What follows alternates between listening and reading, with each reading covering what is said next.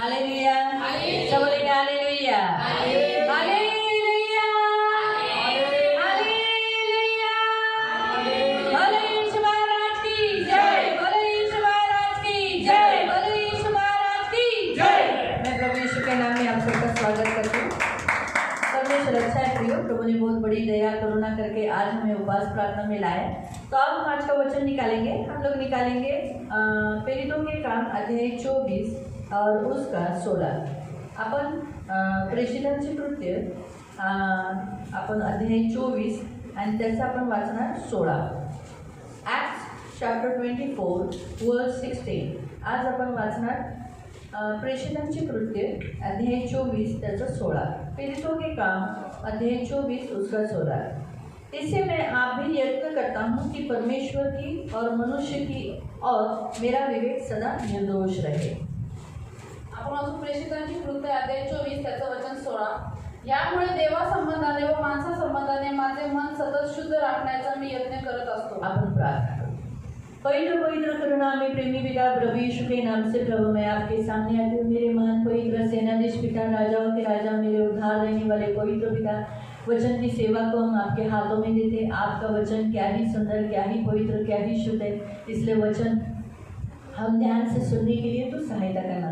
प्रभु हम वचन सुनते ही प्रभु हमें आज्ञा पालन का हृदय देना. और आज हम सबका विवेक शुद्ध परमेश्वर की ओर और मनुष्य की ओर हमेशा निर्दोष रहने के लिए मदद करना. यीशु के नाम से आमीन. Praise the Lord. हालेलुया. हम प्रेरितों की पुस्तक हम देखते हैं. प्रेरितों की पुस्तक लूक जो प्रभु का सेवक है उसने लिखा है.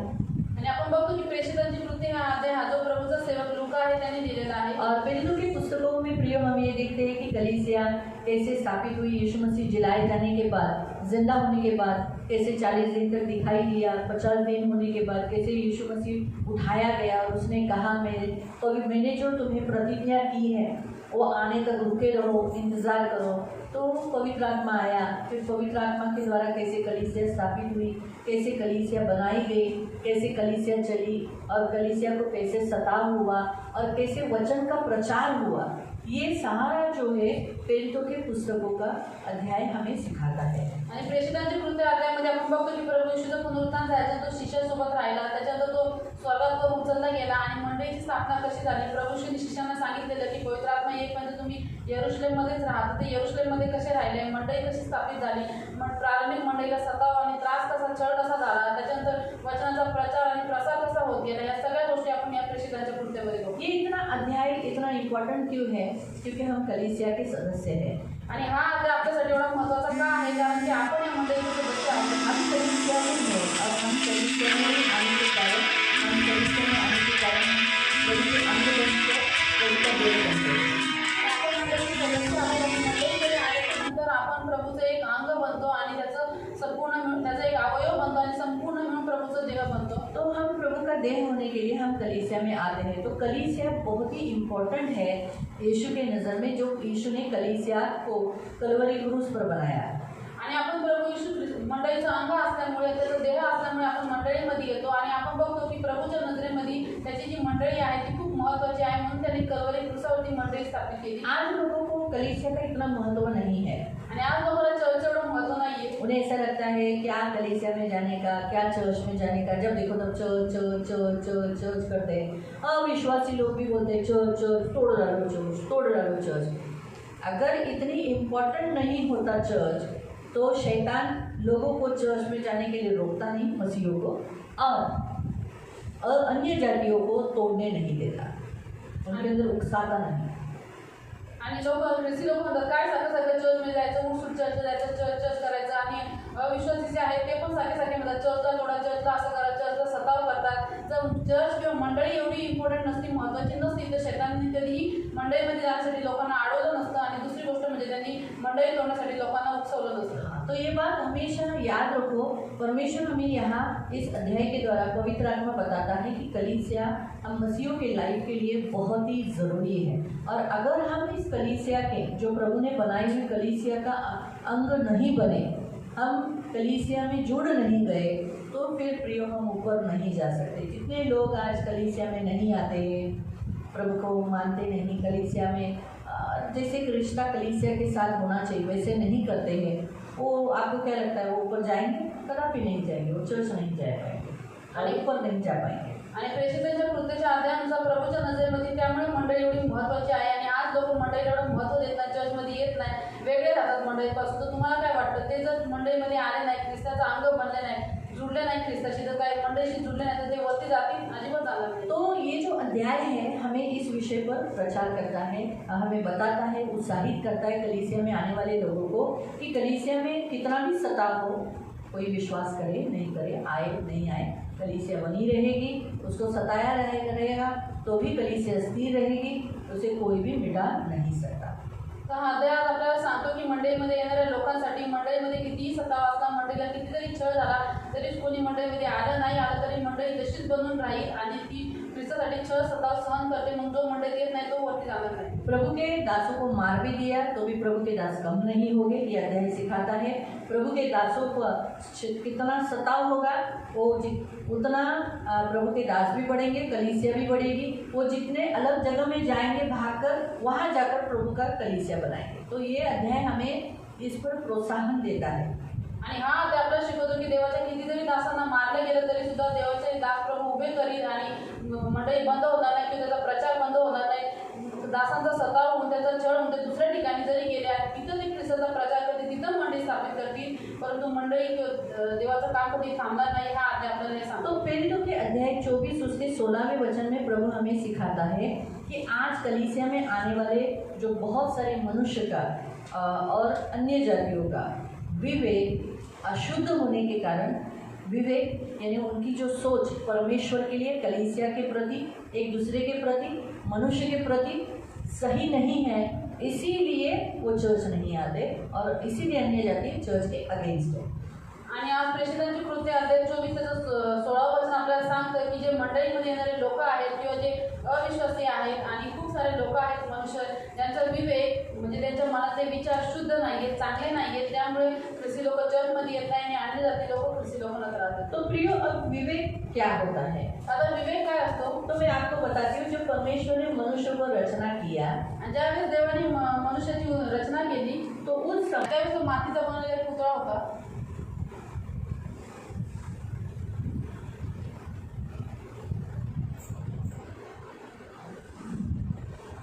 मनुष्य शरीर जिसे कहते हैं शरीर, आणि हा आहे माणूस ज्याला म्हणतात शरीर. तो ये जो शरीर है, ये अगर इसमें आत्मा और प्राण नहीं है तो ये मरा हुआ है.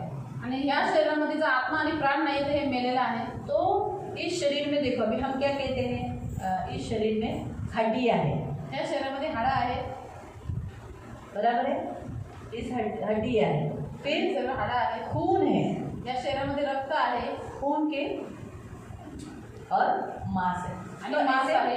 3 प्रकार से ये शरीर बनता है. तो शरीर को मांस की ज़रूरत है, हड्डियों की ज़रूरत है और लहू की ज़रूरत है. अशा 3 प्रकारे शरीर बनतं. ज्या शरीराला मांसाची, हाडांची आणि रक्ताची गरज आहे. हड्डी होने दो, मांस होने दो, लहू होने दो, लेकिन अगर प्राण नहीं है, मतलब आत्मा और प्राण नहीं है, तो वो शरीर मुर्दा है. आणि शरीरामध्ये हाडं असतील, मांस असतील, रक्त असलं तरी सुद्धा त्याच्यामध्ये आत्मा आणि प्राण नाही तर ते शरीर मुर्दा मेलेलं आहे. इसलिए प्रियो, शरीर को बहुत ज़रूरत है आत्मा और प्राण की. आणि म्हणून प्रियांनो, शरीराला फार गरज आहे आत्मा आणि प्राणाची. तो परमेश्वर ने मनुष्य की रचना जब मिट्टी से की तो एक पुतला था, लेकिन इसके जैसा सेम क्या किया, परमेश्वर ने आत्मा और प्राण दिया. आणि देवाने ज्यावेळेस मनुष्याची रचना केली त्यावेळेस तो मातीचा पुतळा होता, म्हणून देवाने त्याच्यासारखा सेम टू सेम त्याच्यामध्ये आत्मा आणि प्राण दिला. तो ये है प्राण तर हा आहे प्राण और ये है आत्मा, आणि हा आहे आत्मा. इसलिए ये कनेक्टेड है, ये जुड़ा हुआ है. आणि म्हणून हे एकमेकाशी जुडलेले आहेत. इसलिए जब ये इससे अलग रहेगा तो ये मुर्दा रहेगा. आणि म्हणून हे त्याच्यापासून वेगळं राहिलं तर शरीर मुर्दा असेल, मेलेला असेल. तो ये दोनों भी कहाँ रहते हैं, खून में रहते हैं. तर हे दोघं पण रक्तामध्ये राहतात. तो इसीलिए इसके अंदर भी क्या होता है, मन, जैसे यहाँ होता है ब्रेन, यहाँ कहते हैं मेंदू, क्या कहते हैं, मेंदू. मेंदू मन के अंदर परमेश्वर ने ऐसी चालना की है जिसके कारण क्या होता है, हमारे शरीर को चलने के लिए क्या करता है, आवाज मतलब कमांड करता है, हाथ हिला, इधर देख उधर देख। ये जो मेंदू, और मेंदू अच्छा है इसलिए हम, अगर मेंदू को कुछ भी इजा हुआ तो हम ढूंढे हो जाएंगे।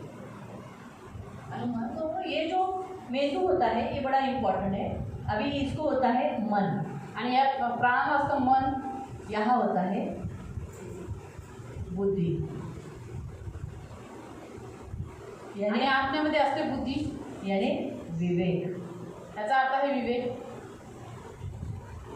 तो मन विवेक ये सेम कहा जाता है क्योंकि इसे आत्मिक कहा जाता है। आणि मन आणि विवेक सारखं सारखं म्हटलं जातं का, कारण की ते आत्मिक आहे। आत्मिक है, जैसे दिखता नहीं, ब्रेन दिखता है आणि मेंदू दिसतो परंतु तो, लेकिन बुद्धि मन विवेक ये दिखता नहीं, परंतु बुद्धी मन आणि विवेक हे दिसत नाही, लेकिन वो मनुष्य के काम से दिखता है। परंतु ते मनुष्याच्या कार्याच्या द्वारे दिसतं। अगर बॉडी का पोस्टमार्टम करेंगे तो मेंदू मिलेगा, आणि जर शरीराचं पोस्टमॉर्टम केलं तर मेंदू भेटल हार्ट मिलेगा, आणि हृदय भेटल, लेकिन मन इच्छा भावना, परंतु मन इच्छा भावना इच्छा भावना, इच्छा भावना हाँ, तो वैसे विवेक, फिर बुद्धि, विवेक बुद्धि और वार्तालाप केंद्र बिंदु, आणि वार्तालाप केंद्रबिंदू,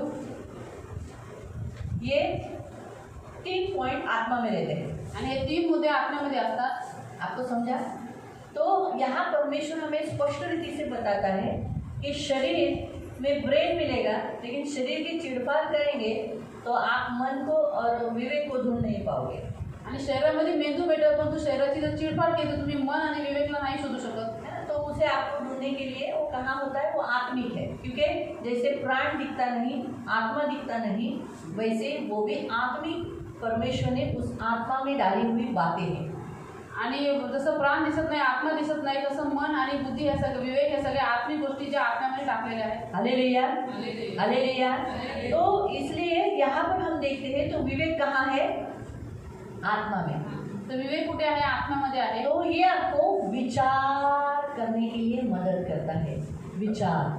तर हा विवेक तुम्हाला विचार करण्यासाठी सहायता करतो। विवेक आपके अंदर क्या करता है, जैसे बुद्धि आप मुझे कमांड करती है, हाँ, बात करने के लिए, इधर देखने के लिए, उधर देखने के लिए, हाथ चलाने के लिए, ऐसा करने के लिए जैसे कमांड करती है, वैसे विवेक यानी बुद्धि क्या करती है, मेरे अंदर सोच लाती है, विचार लाती है। जसं मेंदू मला आज्ञा देतो हात चालवण्यासाठी, कार्य करण्यासाठी मला आज्ञा देतो, कमांड करतो, तशीच बुद्धी माझ्यामध्ये विचार आणते विवेकमध्ये। हाँ, तो इसीलिए पौलुस यहाँ लिखा है, पौलुस क्या कहता है, आणि म्हणून पौल काय म्हणतो, पौलुस कहता है किसको, हाकिम के सामने जब उसे खड़ा किया गया था तो फेलिक्स के सामने उसको वो कहता है कि परमेश्वर और मनुष्य की ओर मेरा विवेक सदा निर्दोष है। आणि तसंच पौल इथं म्हणतो, ज्यावेळेस त्याला फेलिक्स या अधिकाऱ्याच्या समोर उभं केलं गेलं त्यावेळेस तो म्हणतो की देवा संबंधाने आणि माणसा संबंधाने माझा जो विवेक आहे, माझे जे मन आहे ते शुद्ध आहे। उसका आत्मा में जो विचार आते थे वो परमेश्वर के लिए और मनुष्य के लिए अच्छे विचार आते थे। त्याच्या आत्म्यामध्ये जे विचार यायचे ते देवासाठी आणि मनुष्यासाठी चांगले यायचे। उसने इतना दुख उठाया, त्याने एवढं दुःख उचललं। पवित्र शास्त्र में लिखा है, पवित्र शास्त्रात लिहिलेलं आहे, 11वें अध्याय में लिखा है, करंथियों की पुस्तक 11वें अध्याय में उसने जो दुख उठाया, आणि करंथीकरांच्या पत्रामध्ये 2 करंथी 11 मध्ये त्यांनी जे दुःख उचललेलं आहे, मैं आपको वचन देती हूँ, 23 से पढ़ो, 23 से 28 तक। 2 करंथीकरांचं पत्र अध्याय 11 त्याचं वचन 23 ते 28 पर्यंत। ते अब्राहमाचे संतान आहेत काय, मीही आहे। ते ख्रिस्ताचे सेवक आहेत काय, मी अधिक प्रमाणात आहे। हे मी वेडगळासारखा बोलतो, श्रम करण्यात, कैद सोसण्यात, बेसुमार फटके खाल्ल्यामुळे आणि पुष्कळ वेळा मृत्यूच्या दाढेत पडल्यामुळे मी अधिक आहे। 5 वेळा मी यहूद्यांच्या हातून 39 फटके खाल्ले, 3 वेळा छड्याचा मार खाल्ला, एकदा मला दगडमार झाला, 3 वेळा माझे गलबत फुटले व 1 दिवस व 1 रात्र मी समुद्रात घालवली। मी कितीतरी प्रवास केला, नद्यांवरील संकटे, लुटारूंमुळे आलेली संकटे, माझ्या देशबांधवांनी आणलेली संकटे, परराष्ट्रांनी आणलेली संकटे, नगरातील संकटे, रानातील संकटे, समुद्रावरची संकटे, खोट्या बंधूंनी आणलेली संकटे, श्रम व कष्ट, कितीतरी वेळा मी जागरणे, तहान, भूक, पुष्कळ उपासताप उपवास तपास, थंडी व उघडे वागडेपणा या सर्वांमुळे मी अधिक आहे. शिवाय या व अशा इतर गोष्टींखेरीज माझ्या मनावरचे ओझे म्हणजे सर्व मंडळाविषयीची चिंतनी आहे. है ना, क्या लिखा है वो? इतना दर्द उठाया उसने, इतना दर्द उठाया, इतना दुख उठाया, लेकिन अभी अगर इसके जगह में कोई दूसरा रहेगा तो क्या सोचेगा, काय देव आहे, माझ्याच आयुष्यात त्याला दुःख द्यायचं होतं, मलाच माणसाशी भेटली, मलाच देवा तू काय करतोय, मी तुझाच आहे ना, मैं तेरा ही हूँ ना, फिर तू मेरे साथ ऐसा क्यों करता है, मैं तेरा दास हूँ ना, मेरे जीवन में ऐसा क्यों करता है. लेकिन उसने उसके विवेक को शुद्ध रखने के कारण परमेश्वर के अगेंस्ट कोई भी दुख, अगेंस्ट बात उसके मन में नहीं आई. आणि पौलच आहे की दुसरा मनुष्य असता तो बोलू शकत असता की देवा मी तर तुझा दास आहे, तुझा एवढा मोठा सेवक आहे, माझ्या जीवनात तर दुःख दिलं, मीच तेवढा त्रास होतो आणि माझ्या जीवनात अशी माणसं का भेटतात, असं त्याच्या जागी जर दुसरा कोणी असता तर त्यांनी देवावरती दोष लावले असते, देवाला अजून काही भांडला असता. परंतु त्याचं मन आणि त्याचे विवेक शुद्ध असल्यामुळे त्याने देवाच्या विरुद्ध कुठलेही विचार काढले नाही. यहाँ तक कि वहाँ वो कहता है कि मुझे अन्य जातियों से दुख मिला, अन्य जाति, उन्हें तो परमेश्वर मालूम नहीं था, लेकिन वहाँ वो क्या कहता है, मुझे मेरे खुद के लोगों ने मुझे तकलीफ दिया, मेरे खुद के लोग, मसीह लोग, भाइयों ने, हमारे खुद के घर के लोगों ने तकलीफ दिया, लेकिन उसने फिर भी वहाँ ऐसा कहता है कि मुझे मनुष्य के लिए कोई बुरे विचार नहीं आए, उसने कोई गलत सोच यानी नहीं लाई. क्यों? क्योंकि उसका विवेक शुद्ध था. आणि अविश्वासी जे अन्य जाती आहेत त्यांनी तर पौलाला त्रास दिला, ठीक आहे, त्यांना वचन माहिती नव्हतं, परंतु जे त्याचे देश बांधव होते, त्याच्या घरातले लोक होते, जे ख्रिस्ती असून सुद्धा त्यांनी पौलाला त्रास दिला आणि त्यांनी त्रास देऊन सुद्धा पौलाच्या मनात त्यांच्याविषयी काही वाईट विचार आले नाही. मुझे आपको तो मालूम है लोग प्रचार क्यों करते थे, ताकि पौलुस को सताओ, क्योंकि वो जेल में था, बराबर है. तो लोग जेल में क्या हो जाता था, उसको बहुत सताया जाता था, बहुत टॉर्चर होता था कि मसीह का प्रचार क्यों किया जा रहा है. मतलब आप सोच सकते हो मनुष्य जो भी बुरा काम कर रहे थे ताकि पौलुस को सताव हो जाए. तुम्हाला माहिती की काही लोक ख्रिस्ताची घोषणा वाईट पद्धतीने का करत होते, का सुवार्ता सांगत होते, यासाठी नाही की ते खूप चांगले होते म्हणून, यासाठी की पौल जो तुरुंगामध्ये आहे आणि सुवार्तेसंबंधी त्याला पकडलेला आहे, त्याला अजून मार भेटावं, त्याचं दुःख अजून वाढावं म्हणून लोक ख्रिस्ताचा प्रचार. परंतु हम यहाँ देखते हैं कि फिर भी वो क्या कहता है 28वें वचन में कि मेरा जो विवेक है, उनके लिए जो सोच है, विवेक, मैंने आपको क्या बताया, विवेक एक ऐसा हमारे अंदर का स्थान है जो हमारे अंदर से विचार लाते हैं. अगर आपका विवेक अशुद्ध हुआ है तो आपके मन में हमेशा बुरे ही विचार आएंगे, हमेशा उस व्यक्ति के लिए, परमेश्वर के लिए बुरे विचार आएंगे. लेकिन अगर आपका विवेक शुद्ध है तो आपके मन में परमेश्वर के लिए, आपके विवेक में परमेश्वर के लिए और इंसानों के लिए अच्छे विचार आएंगे. आणि आपल्या मनामध्ये एक असं स्थान आहे बुद्धीमध्ये ज्याच्यामध्ये विवेक असतो आणि विवेक जर तुमचा शुद्ध आहे तर तुमचे मनातले जे विचार आहेत ते शुद्ध येतील देवासाठी पण आणि मनुष्यांसाठी पण. जर तुमचा विवेक अशुद्ध आहे तर ते अशुद्ध विवेक झाल्यामुळे तुमच्या मनात सतत वाईट विचार येतील देवासाठी पण आणि मनुष्यांसाठी. अगर आप गलत कर रहे हो, अगर आपका विवेक अशुद्ध है तो आपको एहसास भी नहीं होगा, आपके अंदर से आवाज़ भी नहीं आएगी कि तू जो कर रहा है, कर रही है, वो रॉन्ग है. अगर आज देखो मसीह लोग जो गलत करते हैं, बहुत सारी गलत बातें करते आणि हैं, जर का तुम्ही वाईट गोष्टी करताय तर तुमचा विवेक अशुद्ध असल्यामुळे तुमच्या हृदयाला काही वाटणार पण नाही, काही फिलिंग्स तुम्हाला येणार नाही की मी जे करतो किंवा मी जे करते ते वाईट आहे का, कारण की ते कठोर झालेले आहे. मसीह लोग अगर हमारे सामने रो रहे हैं या हमारे घर के जो मसीह लोग अगर तकलीफ में है, दर्द में, और वो हमारे सामने रो रहे हैं, लेकिन हमें उनके लिए कोई केयरिंग नहीं है, कोई प्यार नहीं आ रहा है, उनके लिए कुछ दर्द नहीं आ रहा है, उन्होंने क्या हमारे लिए किया है वो अगर हमें नहीं मालूम पड़ रहा है तो इसका मतलब हमारा विवेक अशुद्ध है. आणि आपल्या घरातले ख्रिस्ती लोक आपल्यासमोर रडतात, त्यांना दुःख होते, ते त्रासातून जातात, पण आपण जर का त्यांच्याविषयी आपल्याला काही भावना येत नाही, आपल्याला काही दया येत नाही, आपण त्यांची काही काळजी घेत नाही का, कारण की आपला विवेक अशुद्ध असल्यामुळे त्यांनी जे आपल्यावरती उपकार केले ते सगळं आपण विसरून गेले. तो विवेक बहुत हमारे पूरे शरीर में, शरीर प्राण आत्मा में बड़ा इम्पोर्टेंट है. तो विवेक आपल्या पूर्ण देहामध्ये म्हणजे शरीर प्राण आत्म्यामध्ये सगळ्यात महत्त्वाचा भाग आहे. इसीलिए मसीह लोगों ने, अभी जैसे हम मसीह में नहीं थे, हम अविश्वासी थे, बराबर है, हम सब यीशु में आने से पहले कौन थे, अविश्वासी थे. आपको मालूम था मूर्ति पूजा करना पाप है, आणि आपण येशूकडे यायच्या पहिले सगळेजण अविश्वासी होतो. आपल्याला माहिती होतं का मूर्ती पूजा करणं पाप आहे. और हम करते थे तो हमें ऐसा कुछ महसूस होता था, अय्या मैंने गलत किया, मैंने गलत किया। आणि आपण एवढी मूर्ती पूजा करायचो, आपल्याला कधी वाटायचं, आपल्याला कधी भावना यायच्या की अरे मी चुकीचं केले म्हणून. माँ बाप को उल्टा बोलना पाप है, माँ बाप का अनादर करना पाप है। लेकिन हमने बहुत जनों ने सबने माँ बाप को उल्टा बोला है, निंदा की है, पीछे बोला है। तो मुझे बताओ, कभी आपको और मुझे ऐसा मालूम पड़ा कि अरे मैंने माँ बाप को दुखाया? आणि आई वडिलांचा अपमान करणं, त्यांना उलटं बोलणं हे पाप आहे. परंतु आपल्या सगळ्यांनी आई वडिलांना उलटं बोललेलं आहे, त्यांची निंदा केलेली आहे, त्यांना दुखवलेलं आहे. तर कधी आपल्याला असं फिलिंग्स आलं, कधी वाटलं की अरे मी हे केलं हे पाप आहे? बता क्यों? क्योंकि विवेक यानी हमारा प्राण और आत्मा क्या था? एक शांत मतलब मरे हुई दशा में था। शरीर जिंदा है लेकिन वो अंदर क्या है? मरी हुई दशा में था। का? कारण की आपला जो शरीर प्राण आणि आत्मा आहे तो शरीरामध्ये मेलेल्या दशेमध्ये होता. शरीर भले आपल्या जिवंत होतं, पण तो आत्माला प्राण आणि आत्मा मेलेला होता. पाप करके करके करके हमारा प्राण और आत्मा मरी हुई दशा में जी रहा था। आणि पाप करून करून आपला प्राण आणि आत्मा आहे तो मेलेल्या दशेमध्ये होता. प्रियो, शरीर को नियंत्रण करता है हमारा आत्मा, शरीराला नियंत्रण करतो आपला आत्मा. और अगर शरीर पाप में रहेगा, शरीर पाप में रहेगा तो आत्मा को वो कंट्रोल करेगा। और याद रखो, जो कुछ शरीर करेगा उसकी शिक्षा उसे शरीर को तो मिलेगी, लेकिन बाद में अनंत नरक मिलेगा, आप पीड़ा रहेगी, दर्द रहेगा।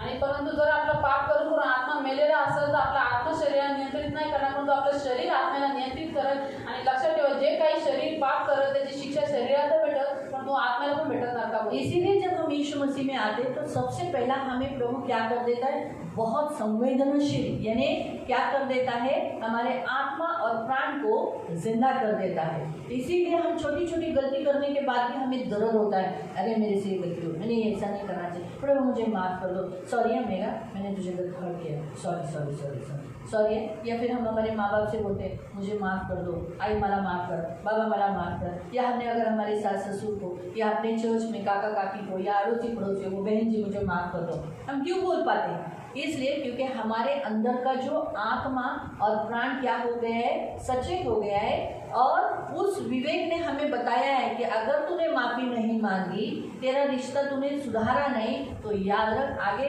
मैं नरक जाने वाला हूँ, तुझे दर्द से गुजरना पड़ेगा, तेरे लिए धधकती हुई आग है। तो वो विवेक क्या करता है? हमेशा जागरूक करता है। आणि आपण ख्रिस्ताकडे आल्याच्या नंतर प्रभू आपल्याला सर्वात जास्त आपल्या प्राण आणि आत्म्याला जिवंत करतो आणि तो आपल्याला संवेदनशील बनवतो. म्हणून आपण जराशी जरी चुकलो चर्चमधल्या मंडळीकडे किंवा कुटुंबाच्या लोकांकडे, तरी आपण लगेच क्षमा मागतो. आपल्याला हर्ट होतं, आपल्याला दुखतं, आपल्याला चुकीची जाणीव होते की मी वाईट केलेलं आहे. का? कारण की देवाने आपला विवेक, आपला प्राण, आपला आत्मा जिवंत केलेला आहे. बाहर गांव में बिल्डिंग में कैसा है? एक ऐसा यंत्र बिठाया जाता है जिसके कारण क्या हो जाता है? अगर धुआं हो गया बिल्डिंग में तो वो यंत्र बजने लगता था, वो बजेगा, अलार्म बजाएगा, मतलब वो बिल्डिंग में रहने वाले लोगों को जागरूक करता है, उठो आग लग गई है, भागो, बिल्डिंग से बाहर निकलो। तो वैसे ही परमेश्वर ने हमारे अंदर भी विवेक इसी कारण से दिया है कि हम भी क्या करें? जागरूक हो जाए। आग लग गई है, आग से बचना है, भागो। इसलिए विवेक क्या करता है? हमें आग से बचने के लिए मदद करता है, हमें शुद्ध रहने के लिए, परमेश्वर के प्रति और मनुष्य के प्रति शुद्ध रहने के लिए मदद करता है। आणि बाहेर गावामध्ये तुम्ही बघितलं तर बिल्डिंगमध्ये असं एक यंत्र लावलेलं असतं की जर धूळ झाला तर ते यंत्र लगेच सायरन वाजवतं, म्हणजे आवाज करायला लागतो. का? कारण की लोकांनी जागरूक व्हावा, त्यांनी त्या बिल्डिंगमधून पळून जावं, कारण की त्यांनी अग्नीपासून वाचावं म्हणून. तसंच आपल्यामध्ये पण देवाने विवेक हा अशी गोष्ट ठेवलेली आहे की जर काही वाईट गोष्टी झाल्या तर आपण त्या पापापासून पळावं, दूर राहावं आणि आपलं जीवन अग्नीपासून वाचवावं. तो विवेक का काम क्या है? हमें बचाना, पाप से, आग से बचाना। तर विवेकाचं काम काय आहे की आपल्याला पापांपासून, आगीपासून वाचवणं. इसलिए हमेशा हमें चेतावनी देता है, तुम गलत काम कर रहे हो। अगर वो नहीं बता रहा है इसका मतलब हम साइलेंट हैं, लेकिन अगर हमारा विवेक अशुद्ध है तो फिर वो हमें चेतावनी नहीं देगा, वो हमेशा हमारे मन में गलत ही सोच लाएगा। गलत, जैसे बहुत से लोग देखो चर्च में, मैं आपको उदाहरण बताती हूँ। आणि जर का आपला विवेक शुद्ध आहे तो आपल्याला वारंवार सावधान करा, आपण जे चुका करतो याची क्षमा आपल्याला मागायला लावा. परंतु जर आपला विवेक अशुद्ध झालेला आहे, पापात पडलेला आहे, तर तो आपल्यामध्ये सतत वाईट विचार आणि सतत पाप उत्पन्न करतो. तो बहुत सारे चर्च में भी, जैसे भी मैं बताती हूँ, मसीह लोगों का भी, बहुत लोगों का विवेक अशुद्ध है। आता मी तुम्हाला सांगते की खूप साऱ्या लोकांचं जे ख्रिस्तामध्ये चर्चमध्ये येतात त्यांचा विवेक अशुद्ध आहे. तो वो कैसे जानते हैं? तर त्यांना कसं माहिती वो पडतं? उनको मालूम पड़ने के लिए मैं अभी आपको एक उदाहरण बताती हूँ। जब वचन चालू रहता है वचन चालू रहने के समय पर अगर वचन उन्हें अच्छा नहीं लगा तो उनके मन में वो वचन ऐसा, उनके मन में ऐसा विवेक शुद्ध अशुद्ध है ना, तो अशुद्ध होने के कारण उनके अंदर क्या विचार है, देखा जानबूझ के वचन दिया, ये मुझे ताना मारा. आणि खूप साऱ्या लोकांचा विवेक अशुद्ध आहे. मंडळीमध्ये आपल्याला कसं कळतं तर त्यांच्या कृतींवरून, आणि ज्यावेळेस वचन चालू असतं त्यांना कुठलं वचन आवडलं नाही, त्यांचा विवेक ऑलरेडी अशुद्ध आहे, त्यामुळे ते लगेच मनामध्ये म्हणतात की बघितलं हे अभी दिल्ली में मुझे देख लिया है ना, तो अभी वो बोलेगा, अभी वो प्रीचिंग करेगी अन्य जातियों से शादी नहीं करना है, अभी वो प्रीचिंग करेगी मूर्ति पूजा नहीं करना है, अभी वो जानबूझ के ले गए, अभी उसने मुझे देख लिया है ना, तो अभी उसके मन में क्या विचार आएंगे, अशुद्ध विचार. किसके लिए, प्रभु के दासों के प्रति, वचन के प्रति.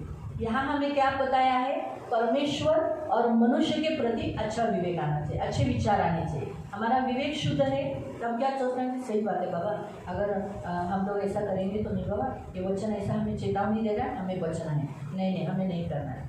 हम क्या, शुद्ध विवेक क्या सोचेगा, नहीं बाबा प्रभु हमें चेतावनी दे रहा है, अंतिम दिन में जिरे अगर नहीं हुआ तो हम नाश हो जाएंगे, मुझे नरक नहीं जाना. तो हम वचन को क्या करेंगे, एक्सेप्ट करेंगे. बहुत से लोग जो एक्सेप्ट नहीं करते हैं वचन को, उनका विवेक अशुद्ध है. आणि तो व्यक्ती म्हणजे आता दिदीने मला पाहिलेला आहे, आता नक्की मला बोलतील की अन्याशी विवाह करू नका, मूर्तीपूजा करू नका. का त्या व्यक्तीने असे विचार आणले, कारण की त्याचा विवेक अशुद्ध आहे. परंतु ज्यांचा विवेक शुद्ध असतो ते स्वीकार करतात, स्वतःची चूक कबूल करतात आणि म्हणतात आम्हाला असं नाही केलं पाहिजे, अंतिम दिवस आहे, आपला आत्मा नाश न व्हावा म्हणून देवाच्या दासांनी चेतावणी दिलेली आहे, आणि अशा पद्धतीने स्वतःमध्ये सुधारणा आणतात. अशुद्ध विवेक वाला कुछ भी बातें नेगेटिव नहीं लेगा. आणि ज्याचा विवेक अशुद्ध आहे तो ज्या चांगल्या गोष्टी असतील सकारात्मक असतील त्या सुद्धा तो नकारात्मकच वो हर बात का मीनिंग गलत ही निकालेगा. आणि तो प्रत्येक गोष्टीचा अर्थ चुकीचाच काढेल. सामने वाला कितना भी भला ही काम करेगा तो भी उसको ऐसा लगेगा, नहीं ये बराबर नहीं है, ये मुझे पसंद नहीं करता, ये अच्छा नहीं है, ये अच्छी व्यक्ति नहीं है, ये मेरे लिए जानबूझ के की है. आणि समोरच्या व्यक्ती किती जरी चांगलपणा केला, किती जरी भलाई केली, तो म्हणा की हा व्यक्तीला मी आवडत नाहीये, आणि जाणून केले, ह्याला मी पसंत नाही, आणि असंच केलेलं आहे. क्योंकि विवेक अशुद्ध है. का, कारण की त्याचा विवेक अशुद्ध आहे. इसीलिए पौलुस कहता है कि मैं क्या करता हूँ, मैं प्रयत्न करता हूँ, मेरा विवेक हमेशा परमेश्वर के लिए, यानी मेरे अंदर परमेश्वर के लिए अच्छे विचार आने चाहिए. परमेश्वर के लिए कौन से अच्छे विचार, तो परमेश्वर के लिए अच्छे विचार का यत्न मैं करता हूँ. मतलब क्या करता हूँ, मेरे जीवन में कोई भी दुख आया, संकट आया, कष्ट आया, वचन आया, मैं परमेश्वर के अगेंस्ट मेरे मन में विचार नहीं आए. आणि म्हणून पौल म्हणतो की माझा विवेक जो आहे तो मी शुद्ध ठेवण्याचा प्रयत्न करतो देवासंबंधी. का देवासंबंधी, कारण की माझ्या जीवनामध्ये किती दुःख, संकट, क्लेश आले तरी सुद्धा मी देवाच्या विरुद्ध काही वाईट विचार काढत नाही. अक्सर लोग क्या सोचते हैं, अरे क्या मिलता है ये चर्च में आके, जाने दो, 3-3 घंटा बैठना पड़ता है. दूसरे चर्च में देखो 1.5 घंटा 2 घंटे के अंदर ख़त्म भी हो जाता है, चलो हम दूसरे चर्च में जाएंगे. क्यों, परमेश्वर के लिए रॉन्ग सोच है, रॉन्ग विवेक है, अलग उनकी सोच गलत है.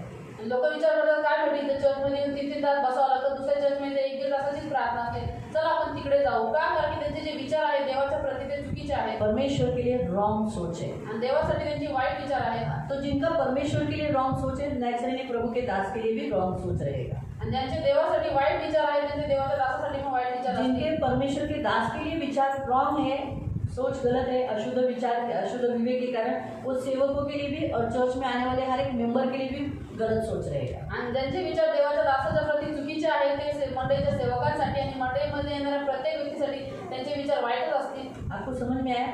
उसी रीति से प्रियो, परमेश्वर के प्रति और मनुष्य के भी प्रति वो क्या कहता है, मनुष्य के भी प्रति वो अच्छी सोच रखता है. उसने ऐसा पीटर के लिए, याकूब के लिए, अन्य लोगों के लिए, बहुत सारे लोगों के लिए उसने हमेशा सोच अच्छी रखी. उसने ऐसा नहीं कहा कि अरे क्यों मैं पीटर का सुनूं, पीटर कौन होता है मुझे बताने के लिए, वो कौन होता है समझाने के लिए मुझे, मैं भी एक अपोस्टल हूँ, मैं भी एक प्रेरित हूँ, एक प्रेरित है, मुझे अधिकार है, ये कौन आया मुझे सिखाने के लिए. उसने ऐसा नहीं किया. वो कैसे रहा, अंडर रहा, आधीन रहा, और पीटर ने जो कहा वो उसने सुना. आणि तसंच तो म्हणतो की माणसाच्या प्रती पण माझे मन शुद्ध आहे, त्यांनी नाही विचार केला. तो असं नाही म्हटला की मी पेत्राचं काय ऐकू, योहानाचं, याकोबाचं काय ऐकू, हे कोण आहेत, मी पण तर प्रेरित आहे, हे मला का शिकवतात, असा त्यांनी विचार नाही केला. परंतु तो त्यांच्या आधीन राहिला. प्रियो, मैं आपको बताती हूँ, आप सब और मैं, हमारा विवेक शुद्ध रखना बहुत ज़रूरी है. अगर आपका शुद्ध विवेक रहेगा तो आपकी बॉडी, पूरा जो शरीर है वो कंट्रोल में रहेगा.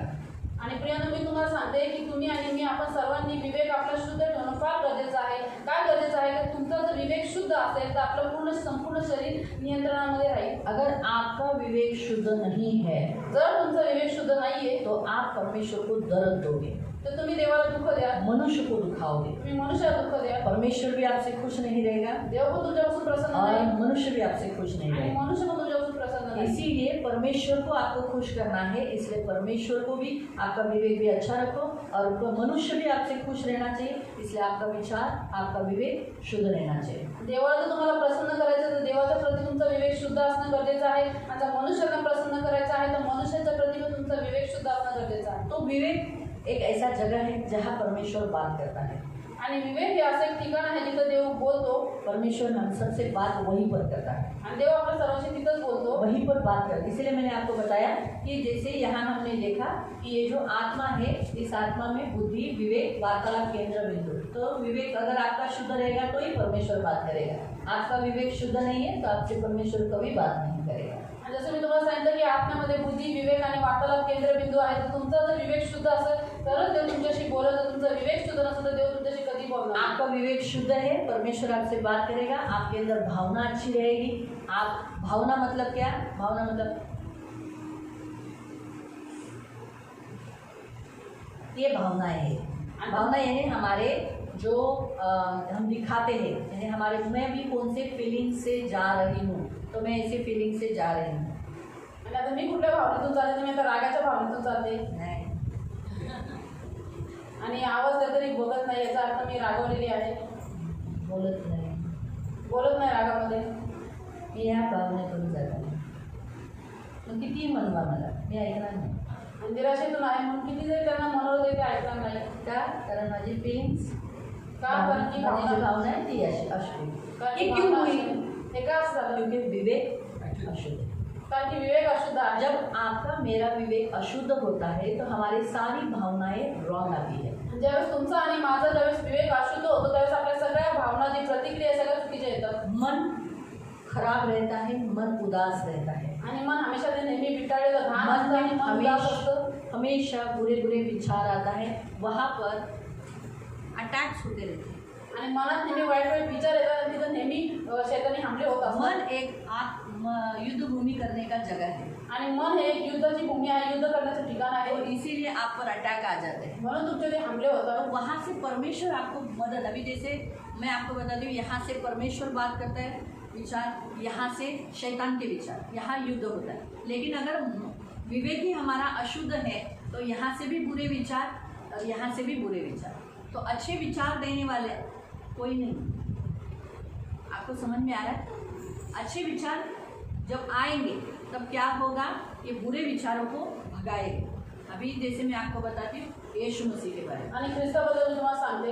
यीशु मसीह जब 40 दिन का उपवास करने के बाद शैतान ने उसके मन में डाला, क्या डाला कि भूख लगी है ना, इन पत्थरों को, उसको पत्थरों को रोटी दिखाया, उन्हें तू रोटी बना दे.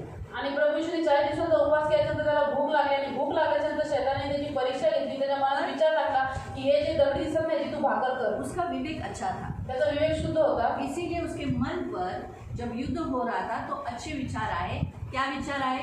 मनुष्य सिर्फ रोटी से नहीं, हर एक परमेश्वर के वचन से जिंदा रहता है. तो उस विचारों ने उन गंदे विचारों को अटैक करके दूर किया और वहाँ उसको शांति रही. आणि त्याचा विवेक शुद्ध असल्यामुळे त्याच्यातून चांगले विचार आले. म्हणजे वचन आलं की मनुष्य केवळ भाकरीने नव्हे तर देवाच्या मुखातून निघणाऱ्या वचनाने जिवंत राहील. म्हणून या चांगल्या विचारांनी त्या वाईट विचारांचा नाश केला, त्यांना मारून टाकलं आणि त्याच्या मनामध्ये त्याला शांती भेटतो. मन, अगर आपका विवेक अशुद्ध है तो अशुद्ध विचार रहेंगे. आणि तुमचा जो विवेक म्हणजे तुमचं मन जर अशुद्ध आहे तर नेहमी अशुद्धच विचार असतात. आपके मन में हमेशा हमले होते रहेंगे. आणि तुमच्या मनावरती नेहमी आपका अटॅक होत मन राहते. अशांत रहेगा. आणि तुमचं मन नेहमी अशांत होईल. आपको किसी के साथ शांति नहीं रहेगी. आणि तुमचं कोणासोबतच शांती राहणार आपको नाही. आपके खुद के घर में रहने को अच्छा नहीं आणि लगेगा. तुम्हाला तुमच्या स्वतःच्या घरात राहायला बार आवडत बार नाही. आपको बाहर, क्यों? आपका मन पर हमले हो चुके हैं. आणि वारंवार तुम्हाला बाहेर घेऊन जाईल. का? कारण तुमच्या मनावरती हमले झालेले आहेत. अच्छा, अभी मन पे ये हो गया तो फिर अभी शरीर पे क्या होगा? आता मनावरती हमले झाले तर शरीरावर त्याचा काय असर होईल? शरीर अस्वस्थ रहेगा. शरीर अस्वस्थ राहील. बुद्धि काम नहीं, जो मेंदू है वो काम नहीं करेगा. आणि मेंदू काम नाही, बुद्धी काम नाही करणार. मेंदू काम नहीं करेगा, जिसको देखेंगे उसके ऊपर गुस्सा. आणि मेंदू काम न केल्यामुळे जो व्यक्ती बघत त्या सगळ्यावरती राग नुसता काढतात. चुपचाप बैठे रहना. आणि नुसतं निराशेत बसून प्रभु राहणं, के करीब नहीं जाना, देवाच्या जवळ नाही येणं शरीर ऐसा काम करेगा। आणि शरीर अशी कामं करेल। लेकिन अगर आपका शुद्ध विचार है, शुद्ध विवेक है, तो मन और भावनाएं भी आपकी अच्छी निकलेगी, प्यार भरी निकलेगी, इच्छाएं भी आपकी अच्छी रहेगी, रॉन्ग इच्छाएं नहीं रहेगी, और आपकी जो शरीर की कृति भी अच्छी रहेगी। परंतु जर तुमचं मन, तुमचं विवेक शुद्ध आहे तर तुमच्या ज्या भावना आहेत, प्रतिक्रिया आहेत त्या चांगल्या असतील, वाईट निघणार नाही, आणि तुमचं शरीर आणि तुमचे जे कार्य आहे ते शुद्ध आणि चांगले राहतील। विवेक आपको सही क्या गलत क्या इसका डिसीजन लेने के लिए मदद करता है। आणि विवेक तुम्हाला योग्य काय आणि अयोग्य काय याचा निर्णय घेण्यासाठी मदत करतो। परमेश्वर के करीब जाने के लिए आपका विवेक आपको मदद करता है। अगर शुद्ध विवेक रहेगा तो आपको लगता होगा ना विवेक की क्या इतना इम्पोर्टेंट है, आत्मा का है ना। मेरे पास तो इसमें तो शरीर में मेंदू तो है, लेकिन मेंदू मैंने आपको इसीलिए चित्र बताया, ये दोनों नहीं है, वो मरा हुआ है। आणि तुम्हाला असं वाटतं की विवेकाची एवढी काय गरज आहे, तो तर आत्म्यामध्ये आहे, शरीरात मेंदू आणि बुद्धी तुम्हाला आहे ना, पण तुम्ही तुम्हाला पहिलेच चित्र काढून दाखवलेले आहे की जर का विवेक नाही आहे तो मेंदू पण मेलेला आहे। आदम और हवा ने जैसे पाप किया, उनको सबसे पहला एहसास हुआ, कौन सी भावना महसूस हुई, उनके अंदर कौन से फीलिंग्स आए, वो गूंगे हैं। उनका विवेक ने उन्हें बताया, क्या बताया, क्योंकि विवेक क्या हो गया था, अशुद्ध हुआ था। विवेक अशुद्ध होने के कारण उन्हें सामने वाला भी नंगा दिखाई दिया, खुद भी नंगा दिखाई दिया, आणि आज छुप गए। अशुद्ध विवेक क्या करता है, दूसरों को हमेशा दोष लगाता है, खुद भी पाप में रह जाता है, और एक दूसरे से छिपा लेता है, एक दूसरे को और परमेश्वर से भी छिपा लेता है। इसलिए विवेक बहुत ज़रूरी है प्रिय। आणि आदम आणि हवानी ज्यावेळेस पाप केलं त्यांनी ते फळ खाल्लं, त्यावेळेस त्यांचा विवेक अशुद्ध झाला। त्या अशुद्ध विवेकाने त्यांना सांगितलं की तुम्ही दोघेही नग्न आहात, म्हणून त्यांचा विवेक अशुद्ध असतो, विटाळलेला असतो। ते नेहमी दुसऱ्यावरती दोष लावतात आणि स्वतः पण दोषामध्ये जातात, देवापासून पण लपतात आणि एकमेकांपासून पण लपत फिरतात। बाइबल में सबसे और भी अच्छा उदाहरण है शाऊल, आणि बायबलमध्ये सगळ्यात चांगलं उदाहरण आहे शौलाचं, जो इस्राएल का राजा, पहला राजा, आणि जो इस्रायलचा पहिला राजा होता, उसका विवेक अशुद्ध हुआ। त्याचा विवेक अशुद्ध झालेला पहले आहे। वो बहुत अच्छा था, पहिले तो खूप चांगला होता, परमेश्वर के लिए बहुत अच्छा था, देवासाठी खूप चांगला होता। लेकिन जैसे उसने उसका विवेक अशुद्ध हुआ, यानी आज्ञा उल्लंघन किया उसने, आणि जसं त्याचा विवेक अशुद्ध झाला म्हणजे त्याने आज्ञा उल्लंघन केलं है ना, उसने क्या किया, परमेश्वर के प्रति जो सोच होनी चाहिए वो छोड़कर उसने मनुष्य का सोचना चालू किया। आणि देवाच्या प्रती जे विचार असले पाहिजे ते त्यांनी सोडून दिले आणि मनुष्याचे विचार त्यांनी चालू केले। परमेश्वर के लिए रुका नहीं, प्रभु के दास के लिए रुका नहीं। आणि देवासाठी थांबला नाही आणि देवाच्या दासासाठी थांबला जब नाही। सैमुएल आ गया, आणि ज्यावेळेस शमूएल आला, तू मेरे लिए रुका नहीं, शमूएल म्हटलं तू माझ्यासाठी थांबला नाही, तो इसलिए तेरा राज्य निकाला जाता है। आणि म्हणून शमूएल त्याला म्हटलं की तुझं राज्य तुझ्यापासून काढून घेतलं जाईल। जैसे उसके अंदर से उसे ये कमांड किया गया सैमुएल के द्वारा, आपको मालूम है उसका विवेक और भी दूषित हो गया कि जिस अभिषेक कौन दावीद, एक अभिषिक्त व्यक्ति के ऊपर वो क्या करने लगा, जलन करने लगा। उसकी कोई भी बात दावीद की कोई भी बात शाऊल को अच्छी नहीं लगी। आणि म्हणून जसं त्याला शमूएलाने आज्ञा दिली त्यानुसार काय झालं की त्याचा जो विवेक आहे तो अजून अशुद्ध झाला, आणि त्या अशुद्ध विवेकामध्ये तो दाविदावरती जळण ठेवू लागला, आणि दाविदाची कुठलीही गोष्ट त्याने कितीतरी चांगली केली तरी त्याला वाईटच दिसायचं। यहाँ तक कि वो मारने के लिए भी उसने भाला, एक बार नहीं, दो बार नहीं, कितना बार उसको मारने के लिए प्रयत्न किया। मतलब आप सोच सकते हो, जब बुरा विवेक आ जाता है तब विवेक सबसे पहला क्या काम कर देता है, जो मसीह लोग, अभिषिक्त लोग होते हैं उनके से वो दूर कर देता है। शाऊल दावीद से दूर हो गया, आणि म्हणून दाविदाला मारण्यासाठी शौलाने खूप वेळा भाला फेकला, खूप प्रयत्न केले। मग तुम्ही विचार करू शकता की ज्यावेळेस विवेक अशुद्ध होतो तो सगळ्यात पहिले तो काय करतो, अभिषिक्तांपासून दूर करतो। बहुत सारे देखो मसीहों के साथ बैठने से भी ज़्यादा उनको अन्य जातियों से बैठना अच्छा लगता है। आणि खूप सारे ख्रिस्ती लोकांसोबत बसण्यापेक्षा म्हणजे अन्य जातीसोबत बसणं अपने आवडतं। चर्च के मेंबर के साथ बैठने से भी ज़्यादा दूसरे चर्च के मेंबर्स के साथ बहुत अच्छा और रीति से रहेंगे। आणि आपल्या चर्चच्या मेंबरसोबत बसण्यापेक्षा दुसऱ्या मंडळीच्या लोकांसोबत ते खूप चांगल्या पद्धतीने राहतात। अपने चर्च के लोगों का पहुनाई करने से भी ज़्यादा उन्हें अन्य जातियों की पहुनाई ज़्यादा अच्छी लगती है। आणि आपल्या मंडळीच्या लोकांचा पाहुणचार करण्यापेक्षा अन्य जातीच्या लोकांचा पाहुणचार करणे क्योंकि आवडतं। वो क्या बोलते हैं, अरे ये क्या है, ये लोग चांगले नहीं, ये लोग, हम मसीह लोग अच्छे नहीं है लेकिन हम फिर भी मिलकर ही मसीहगान बनते हैं। आणि ते विचार करतात की हे लोक अच्छे नाही आहे, परंतु आपण ख्रिस्ती लोक चांगले असो कसे असो आपण सर्वजण मिळूनच ख्रिस्ताचा अंग बनतो। अगर वो हमारा अंग नहीं बने, ते बाहर निकल गए तो क्या होगा, ते जर आपलं अंग नाही बनले, बाहेर निघून गेलं तर काय होईल? हाँ हाँ, फाइनल अलग किए जाएंगे। आणि ते वेगळे केले जातील।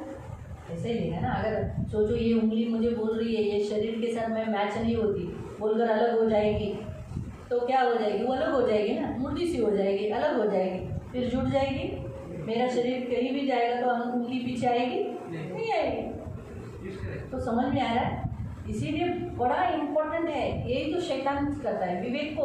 वो हमेशा मसीहों के, मनुष्य के विवेक को खराब करता है। और इसीलिए पौलुस कहता है कि मैं प्रयत्न करता हूँ, मैं कोशिश करता हूँ कि परमेश्वर और मनुष्य के ओर से मेरा विवेक हमेशा निर्दोष रहे। निर्दोष यानी परमेश्वर ने ऐसा नहीं बोलना चाहिए कि तूने ऐसा क्यों किया, ऐसा नहीं बोलना चाहिए। आणि म्हणून शैतान नेहमी आपल्या विवेकाला अशुद्ध करण्याचा, खराब विटाळण्याचा तो प्रयत्न करत असतो। आणि म्हणून पौल म्हणतो की माझा विवेक, माझं मन देवासंबंधी आणि माणसासंबंधी शुद्ध राखण्याचा मी प्रयत्न करतो। कारण की वरती गेल्यानंतर तर देवने आपल्याला असं म्हटलं पाहिजे की हे काम तू का केलंस। तो हम 2-3 थोड़े से वचन पढ़ेंगे तब आपको मालूम पड़ेगा। आपण 2-3 वचन वाचू। हम पढ़ेंगे सबसे पहला तीमोथी अध्याय 1, पहले तीमोथी का वचन पढ़ेंगे। पहला तीमोथी अध्याय 1 पहिला तीमोथेला पत्र अध्याय 1 और उसका 5। त्याचं वचन 5। ताकीद देण्याचा हेतू हा आहे की शुद्ध अंतःकरणात। हाँ, क्या लिखा है कि चेतावनी आपको दिया जा रहा है, आपको सावधान किया जा रहा है। किस विषय के लिए यहाँ बताया गया है? शुद्ध अंतःकरणात, हाँ, शुद्ध मन से, चांगल्या विवेक भावात, अच्छे विवेक से व निष्कपट विश्वासात और कपट रहित विश्वास से उद्भवणारी प्रीती हाँ, वो जो उत्पन्न हो रहा है प्रेम व्यक्त व्हावी। हाँ, क्या होगा? वो दिखाई दे। जैसे ध्यान से, ताकीद देण्याचा हेतू हा आहे की आज्ञा, ये आज्ञा दिया गया है 1 का 5। ये आज्ञा का सारांश ये है कि क्या आज्ञा दिया गया है? वो आज्ञा कौन सी दी है? 3 और 4 पर। मी मासिदोनियात जाताना तुला एफेसात राहण्याची विनंती केली यासाठी की तू कित्येक लोकांना ताकीद द्यावी हाँ, तू आज्ञा दे की अन्य शिक्षण देऊ नका। अन्य प्रकार का शिक्षण नहीं देना चाहिए। तो कलीसिया में चर्च के लोग भी, पास्टर लोग भी कुछ जो बाइबल में दिया है वही सिखाए। फालतू का इधर उधर का इसका निकाल उसका निकाल ऐसे ही कुछ भी मनगढ़ंत शिक्षा नहीं दे, नहीं तो अलग शिक्षण देने से शिक्षा आएगी। दूसरा, आणि जी ईश्वरी व्यवस्था विश्वासाच्या द्वारे आहे तिच्या उपयोगी न पडणाऱ्या पण वाद मात्र उत्पन्न करणाऱ्या कहाण्यांकडे व अनंत वंशावळ्यांकडे लक्ष देऊ नका, तेच मी आताही सांगतो। क्या लिखा है? कथा कहानियों के ऊपर, अनंत वंशावलियों के ऊपर मन नहीं लगाए। जैसे बहुत सारी ऐसी कहानियाँ हैं जिसमें बाइबल में वो नहीं है, ऐसी सारी कहानियों पर मन नहीं लगाए। और उस जो वाद विवाद जिसमें आर्गुमेंट होता है ऐसे बात पर। तो ये आज्ञा का सारांश का मतलब क्या है? कहता है 5वां वचन कि तुम्हारा मन शुद्ध हो, तुम्हारा अच्छा विवेक हो और तुम कपटी नहीं हो, तुम्हारा कपट रहित होना चाहिए। अंदर से कपट नहीं आना चाहिए। हाले कशी आहे बरी आहे ना, अंदर से होतं काय गं दाम बिस्कुटची सोन्याची चेन घालायला निघली, लायकी तरी आहे का तुझी? और मग नाही सोन्याची चेन घातली पाहिजे तू मुँह से, तो ये कपटी हुआ ना। मुंह पर तो मैं अच्छा बोल रही हूँ, लेकिन पीठ पीछे अंदर के अंदर क्या है? कपट हुआ ना। वो नहीं होना चाहिए। अगर शुद्ध विवेक रहेगा तो शुद्ध मन रहेगा और कपट भी नहीं रहेगा। फिर मेरा इसके साथ जो वार्तालाप रहेगा वो प्रेम निकलेगा। यहाँ क्या लिखा है? विश्वास से प्रेम उत्पन्न हो। परमेश्वर पर रखा हुआ विश्वास से मेरे अंदर इसके लिए क्या आएगा? प्रेम होगा। आणि आपलं जर अंतःकरण शुद्ध असेल तर आपलं विवेक पण शुद्ध असेल आणि चांगले विचार येतील। आपण कपटी नसणार, ढोंगी नसणार, म्हणजे तोंडाने बोलतात एक आणि पाठीमागून दाखवतात किंवा असतात एक, असं नसणार। परंतु देवाने जो विश्वास मला दिलेला आहे त्या विश्वासाद्वारे माझ्यापासून प्रेम हिच्यासाठी उत्पन्न होईल। ठीक है, 1 का 19 पढ़ेंगे। 1 का 19 उसी अध्याय आणि का। आपण त्याच अध्यायाचं 1:19 वाचू। विश्वास व चांगला विवेक भाव धर। हाँ, फिर से पौलुस कहता है तू विश्वास को भी पकड़ और अपना जो अच्छा विवेक उसको पकड़ कर रख। इस विवेक को गंदा मत होने दे। क्यों? अगर हुआ तो कित्येकांनी हात जुगारून दिल्यामुळे त्यांचे विश्वास रूपी ताबू फुटले। बहुत लोगों का जहाज क्या हो गया? डूब गया। नोहा का विवेक शुद्ध था इसलिए उसका जहाज इतने बड़े आंधी तूफान बाढ़ में वो फूटे हुए सोते से, है ना, ऊपर से भी कितनी सारी जोर जोर की बारिश में भी वो जहाज क्या हो रहा था? डूबा नहीं, फूटा नहीं। तो वैसे ही प्रभु बहुत से लोग आज इस संसार में जिनका विवेक गंदा है, वो क्या सोचते हैं कि क्या, जब देखो तब चर्च में आते तो दान दशम का सिखाते हैं। दो लड़की आई थी, उसमें से एक लड़की ने मुझे ऐसे ही सिखाया, हमारा पास्टर ना, हमने चर्च क्यों छोड़ दिया मालूम, और पास्टर दान दशम पर सिखाता था। तो मतलब बाइबल में लिखा है ना, इसलिए सिखाते, अगर नहीं होता तो सिखाते क्या? नहीं, हमने तो फिर चेंज ही कर दिया चर्च, मतलब जिधर चेंज किया उधर नहीं सिखाते क्या? चुप हो गए। आणि 2 मुली माझ्याकडे आल्यानंतर म्हटलं की आम्ही चर्च का सोडलं, कारण की आमच्या पास्टरचं दान दशमांबद्दल शिकवायचं, म्हणून मी त्यांना म्हटले की बायबलमध्ये दिलेलं आहे तर ते शिकवणारच. आणि म्हणून ते म्हणतात की आम्ही चर्च बदलला. तर मी त्यांना प्रश्न केला की ज्या चर्चला तुम्ही जाता त्या ठिकाणी दान दशमांबद्दल शिकवत नाही का? ते शांत बसले. क्यों? क्योंकि उनका विवेक क्या हो गया था, खराब हो गया था। का? कारण त्यांचा विवेक अशुद्ध झालेला. इसलिए उनका जहाज डूब गया। अभी वो कोई भी चर्चेस में जाएंगे ना, मैं आपको बताती हूँ, जिस चर्च में पैसे के बारे में या ऑफरिंग के बारे में, दशमांश के बारे में प्रीचिंग करेंगे तो वो वहाँ नहीं रहेंगे। क्यों नहीं रहेंगे? उनका विवेक में ऑलरेडी क्या बैठ गया है, करे क्यों ये लोग दान दशम, पास्टर ले रहा है, पास्टर को चाहिए दान दशम, पास्टर लेता है कलीसिया के लिए, कलीसिया को चलाने के लिए, प्रबंध करने के लिए। तो ये एक रूल रखा है। आज अन्य जातियाँ मंदिरों में जाती हैं, वो लोग दान डालते हैं, बहुत सारे डालते हैं, लेकिन उनके मनों में कभी नहीं सोच आती कि अरे हम मंदिरों में जा रहे हैं, भगवान से लेने जा रहे हैं, तो हम मंदिरों में डाल रहे हैं। वो लोग ऐसा नहीं सोचते, क्यों? शैतान उन्हें वो सोचने नहीं देता। लेकिन विश्वासियों को उनको डुबाना है ना, ख़त्म करना है, इसलिए उनके मन में सोच क्या लाता है, क्यों डालना दान दशमांश, तुम कमाओगे और तुम प्रभु को दोगे। आणि इसीलिए वो दोनों बहनें कहीं पर भी नहीं टिकेंगी। आणि अन्नदात्यांचा असा विचार करून देतात, ते लोक पण जातात त्यांच्या मंदिराला खूप सारे दान देतात, आणि पण तो विचार शैतान त्यांना करून देत नाही की आपण एवढं सगळं काय देतो, हेच लोक खातात. पण तो चर्चमध्ये आल्याच्यानंतर तो असाच विचार टाकतो की अरे आपण काय दान दशम देतो, इथं पास्टर्स खातात का? कारण की त्यांना त्या लोकांचा नाश करायचा, त्यांचं विश्वासरूपी जहाज डुबवायचे. तसेच त्या दोन्ही बहिणीच्या मनात हे विचार आल्यामुळे त्या कुठे टिकणार नाही. विवेक अशुद्ध रहने पर जहाज डूब जाता है, यानी विश्वासी नाश होता है। आणि विवेक अशुद्ध असल्यानंतर जे जहाज आहे, कारो आहे, ते डुबून जातं, याचा अर्थ विश्वासी नाश होतो. बहुत सारे विश्वासी जहाज क्यों डूब गए? क्योंकि उनका जो विश्वास है, कहाँ उठे देव, मुझे लड़की क्यों दिया, अभी बच्चा नहीं था, ठीक है लड़का नहीं हुआ, लड़की तो हुई नहीं, मैं आऊँगी नहीं चर्च, मैंने लड़का मांगा था, दीदी ने लड़की होने के लड़की हुई, और दीदी तो बोली कि लड़का होगा, आप मैं नहीं आऊँगी चर्च। खूप सारे लोक देवाच्या प्रति विचार अशुद्ध असल्यामुळे म्हणतात की अरे दीदीने तर बोललं तर मुलगा होईल, पण तुम्हाला मुलगी झाली, पण मी आता चर्चमध्येच येणार नाही. किसका नुकसान हो? मेरा कुछ नुकसान हुआ? मैं तो इधर ही हूँ। दीदींचं काही नुकसान झालं, बराबर, मेरा कुछ नुकसान होने वाला है, उसका ही होगा। आणि तिचं नुकसान होईल. एटलीस्ट बच्चा नहीं होने से भी लड़की तो है, आणि वो भी अभी प्रभु के हाथ में है। आणि एकही मूल नव्हतं, पण आता मुलगी तर झालेली आहे. लोगों का विवेक खराब हो गया परमेश्वर के लिए। क्यों परमेश्वर ने मुझे लड़की दी, क्यों परमेश्वर ने मुझे ऐसा किया, क्यों परमेश्वर ने मेरे साथ, मतलब वो लोग, परमेश्वर कभी पूरा नहीं करेगा।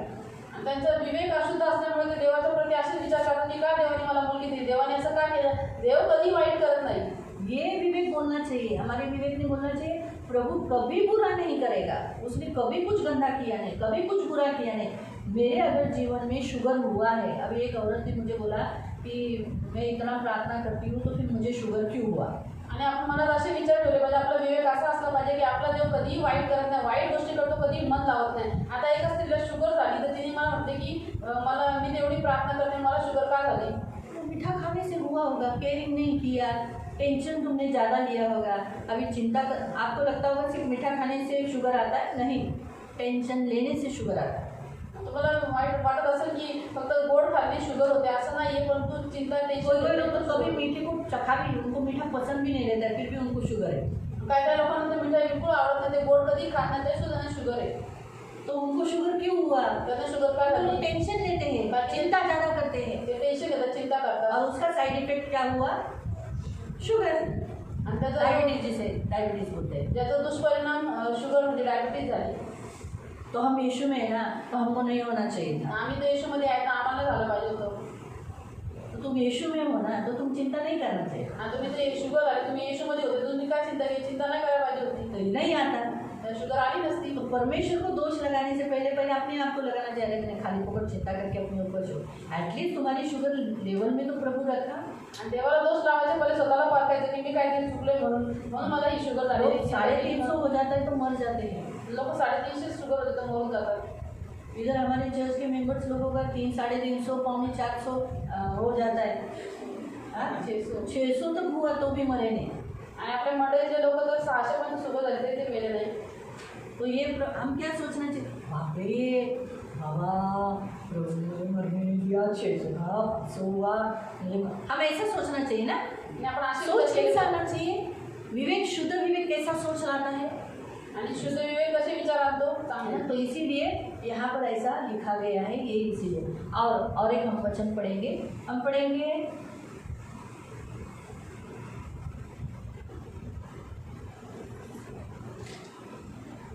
रोमन्स रोमकरस पत्र अध्याय 2 अध्याय 2 और उसका 14 और 15. अभी अभियाचं वचन 14 आणि 15.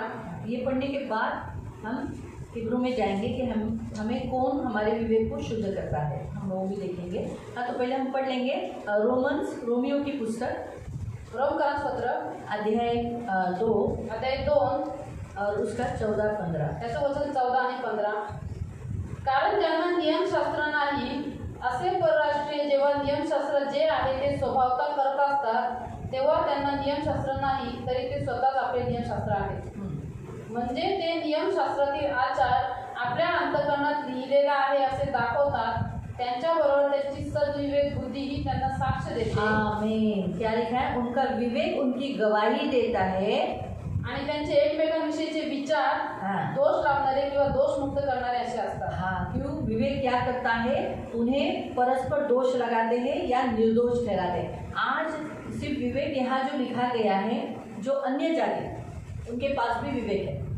आणि जातीकडे पण विवेक आहे. कभी कभी विश्वासी लोग भी माँ बाप से इतना प्यार नहीं करते जितने अविश्वासी लोग अपने माँ बाप को संभालते हैं, केयरिंग करते हैं. हाँ मम्मी जी, हाँ जी पिताजी, हाँ पिताजी, हाँ पिताजी. ऐसी भी बहुएं हैं जो अपने सास ससुर को इतना हाँ माँ जी, हाँ पिताजी. लेकिन विश्वासी बहुएं भी आज ऐसी है जो वचन मालूम होकर भी रुत नहीं है.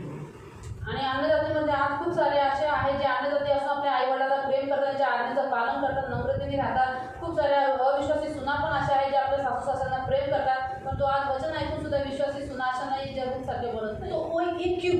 हे असं का? यहाँ उत्तर दिया. इथे याचं उत्तर दिलेलं आहे. यहाँ क्या उत्तर दिया है? उनका अंदर, उनकी बुद्धि में यहाँ क्या लिखा है? परमेश्वर ने हर एक इंसान को इस रीति से बनाया कि व्यवस्था डाला हुआ है. हर अभी देखो व्यवस्था का मैं आपको बताती हूँ. हम लोग नियमशास्त्राबद्दल मी तुम्हाला सांगते. कभी पैर हाथ पे चलते आणि आपण कधी पैर ऊपर लेके हात खाली टुपायावर घेऊन जातो. हम सब बच्चे जैसा बड़ा होने लगता है, रांधने लगता है, वो हाथ के ऊपर नहीं, तो उसको मालूम पड़ जाता है अरे पैर पे चलते. ये मनुष्य के अंदर व्यवस्था डाला है. उसको मालूम पड़ता है ये माँ है, ये ऐसा नहीं करना. ये हम परमेश्वर ने मनुष्य को ये अंदर बनाते समय ही डाला हुआ है. आणि मूळ जसं मोठं होतं ते रागायचं सोडून जागे ते पायानं चालायला त्याला माहिती पडतं पायाने चालतं, हाताने चालणं योग्य नाहीये. आई वडिलांशी ते चांगलं वागायला लागतं. का? कारण की ही सगळी व्यवस्था देवाने आपल्यामध्ये ऑलरेडी टाकलेली आहे. अभी कोई बड़ा आदमी रास्ते पे ऐसा रांगने लगेगा, आता मोठा मोठा व्यक्ती रस्त्यावर असा रांगायला तो लागला. सब क्या करेंगे? हंसेंगे. तो वो रांगने वाला क्या सोचेगा? अरे मैं ऐसा करूँगा. तो उसके अंदर ये आया है कि अरे लोग हंसेंगे मुझे, तमाशा करेंगे, इसलिए वो क्या करेगा? उठेगा और 2 पैर पे चलेगा. आणि म्हणतो वो कभी भी मेरा बच्चा रांग रहा है रास्ते में, इसलिए मैं भी उसके साथ रांग कर जाऊंगा. वो नहीं करता है. करता है? रांग कर पकड़ता है क्या उसको? वो दौड़ के क्यों? अगर वो भी रांग के गया और पकड़ा तो सब हंसेंगे. ये मतलब परमेश्वर ने मनुष्य को ये बुद्धि दी है. बुद्धि में परमेश्वर ने व्यवस्था डाली है क्या करना चाहिए. मेरे माँ बाप हैं, इसे रिस्पेक्ट देना चाहिए, माँ बाप डांटे तो चुप रहना, ये अंदर डाला हुआ है. देवाने प्रत्येक मनुष्यामध्ये ही व्यवस्था म्हणजे नियमशास्त्र टाकलेला आहे की माझ्या आई वडिलांना आदर दिला पाहिजे, ज्यावेळेस ते ओरडतात त्यावेळेस आपण शांत बसलं पाहिजे. तो वैसे ही आज भी अन्य जातियों में उनका विवेक अच्छा है, इसलिए उनका विवेक क्या करता है? उन्हें गवाही देता है, ए ऐसा नहीं कर, वो तेरी माँ है, उसके साथ ऐसा बात मत कर.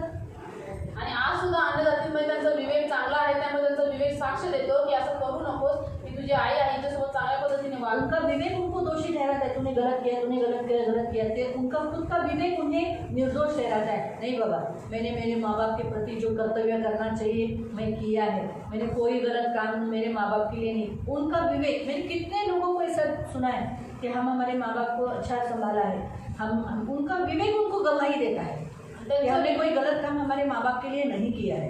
त्याचा विवेक त्यांना दोष लावतो की अरे मी माझ्या आईवडिलांसोबत वाईट केलं, मी असं नाही करायला पाहिजे होतं, आणि त्यांचा विवेक त्यांचे दोष मुक्त करतो की अरे मी माझ्या आईवडिलांसोबत चांगलं केलेलं आहे, त्यांच्या गरजा भागवत त्यांच्याशी जसं वागायला पाहिजे तसं मी वागलेलं आहे. आपको समझ में आया? अन्य जातियों में भी जो भी मतलब यीशु में नहीं है तो भी वो अच्छा विवेक उनको मदद करता है, आणि आनंद दोषी निर्दोष. आपको समझ में आया है? अभी तक यीशु में नहीं है वो लोग, इसीलिए 16वां वचन कहता है, ज्या दिवशी देव माझ्या सुवार्तेप्रमाणे येशू ख्रिस्ताच्या द्वारे माणसांच्या गुप्त गोष्टींचा न्याय करीन, त्या दिवशी हे दिसून येईल. तो अच्छा विवेक और बुरा विवेक ये कभी मालूम पड़ेगा? न्याय के समय में. अगर मैंने आज जिंदा रहते समय अगर मेरा विवेक शुद्ध नहीं किया तो ऐसे ही गंदे विवेक में ही मैं जी रही, इसको ये कर रही, इसको ये कर रही, इसको ये कर रही, इसको ये कर रही, उसको, तो न्याय के समय पे मुझे रोना पड़ेगा, मुझे मालूम पड़ेगा क्यों मैंने मेरे विवेक को अशुद्ध रखा. शी तो इसीलिए हमें अपने विवेक को रोज शुद्ध करना है, वही यीशु के लहू से. इब्रानियों की पुस्तक इब्री लोकांपत्र अध्याय 9 उसका 14. आणि त्याचं वचन 14. इब्री लोकांपत्र चैप्टर 9 अध्याय 9 और उसका 14. त्याचं वचन 14. तर सार्वकालिक आत्म्याच्या योगे, हाँ, तो सार्वकालिक सनातन का आत्मा के द्वारा, ज्याने निष्कलंक अशा स्वतःला देवाला अर्पण केले, हाँ, जिसने मसीह ने अपने आप को परमेश्वर के सामने निर्दोष चढ़ाया. सही है? करेक्ट है? परमेश्वर के आत्मा के द्वारा उसने क्या किया? अपने आप को परमेश्वर के सामने निर्दोष चढ़ाया. बराबर. फिर त्या ख्रिस्ताचे रक्त, वो यीशु मसीह का लहू आपली सत्सद विवेक बुद्धी, हाँ, हमारी तुम्हारी विवेक को क्या करता है? जिवंत देवाच्या सेवेसाठी आमीन. निर्जीव कृत्यांपासून किती विशेष करून शुद्ध करी. आमीन. तो क्या करता है? मरे हुए कामों से शुद्ध करता है. तर तो विवेक आपल्याला मेलेल्या कामापासून शुद्ध करतो. इसलिए हम क्या करना चाहिए? रोज यीशु के लहू से अपने विवेक को धोना चाहिए. आणि म्हणून आपण काय केलं पाहिजे? रोज एक ख्रिस्ताच्या रक्ताने आपल्या विवेकला धुतलं पाहिजे. करना चाहिए. प्रभु मुझे मदद करें. प्रभु यीशु आप ऐसा हाथ रख सकते, ऐसा बोल सकते, प्रभु मेरे विवेक को मैं यीशु के लहू से धोती हूँ. मेरे विवेक से अच्छे विचार, अच्छे शुभ विचार परमेश्वर के लिए, मनुष्य के लिए, मेरे घर के लोगों के लिए आने के लिए मदद कर. प्लीज़. मेरे मन से हमेशा बुरे विचार आते हैं, गंदे विचार आते हैं. प्रभु यीशु के लहू से धोता, यीशु के लहू से धोती. प्लीज़ प्रभु यीशु मुझे सहायता करो परमेश्वर के लिए. हाँ, जो परमेश्वर कभी बुरा नहीं करता, लेकिन मेरा अंदर से ऐसा विचार आता है कि परमेश्वर मुझे प्यार नहीं करता, इसको प्यार करता, इसको प्यार करता, मुझे नहीं करता. नहीं, मैं यीशु के लहू से मेरे विवेक को धोती हूँ. मैं डिक्लेयर करती हूँ मेरा परमेश्वर मुझसे बहुत प्यार है, इन सब से भी ज़्यादा वो मुझे प्यार है. मेरा प्रभु मेरा कभी बुरा नहीं करे. मेरे जीवन में बुरा हुआ, प्रभु इसमें भलाई करेगा. मैं मेरे विवेक को धोती, मेरे विवेक को धोती, मेरे विवेक को मैं धोती यीशु के लहू से धोती. ये आपको जब भी आपके मन से गलत विचार परमेश्वर के लिए, एक दूसरे के लिए आते हैं, तो आपको क्या करना पड़ेगा? आपके विवेक को धोना पड़ेगा. आणि म्हणून ज्या ज्या वेळेस तुमच्या मनामध्ये वाईट विचार येतात देवासाठी आणि देवाच्या लोकांसाठी, त्यावेळेस तुमच्या मनाला, तुमच्या विवेकला तुम्हाला येशूच्या रक्ताने धुवावं, शुद्ध करावं लागेल आणि याची प्रार्थना करावी लागेल. तो प्रभु चाहता है कि आप ऐसे, यीशु का लहू ही है जो हमारे अंदर को धो सकता है. देखो अभी मेरे यहाँ कुछ जख्म हुआ, डॉक्टर के पास जाके यहाँ पट्टी लगा सकती हूँ, बेटाडीन लगा देगी, पट्टी लगा देगी, लेकिन अभी अंदर उसको कैसे धोएगा?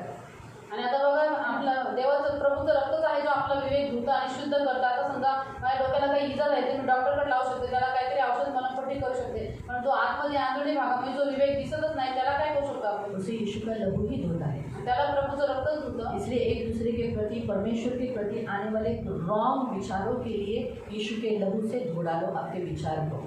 आणि म्हणून देवाच्या प्रती आणि मनुष्याच्या प्रती, ख्रिस्ती लोकांच्या प्रती जे काही वाईट विचार तुमच्या मनात येतात त्या तुमच्या विवेकाला, तुमच्या मनाला येशूच्या रक्ताने धुवून काढा. हमारे एक वचन पढ़ेंगे, पहला पतरस अध्याय 3 आपण अजून एक वचन वाचू. पहिलं पेत्राला पत्र अध्याय 3 उसका 19 से, आणि त्याचं वचन 19 पासून. उसका 21 वचन हमें बताता है विवेक के बारे में, आणि त्याचं 21वं वचन आपल्याला विवेकाबद्दल सांगतं.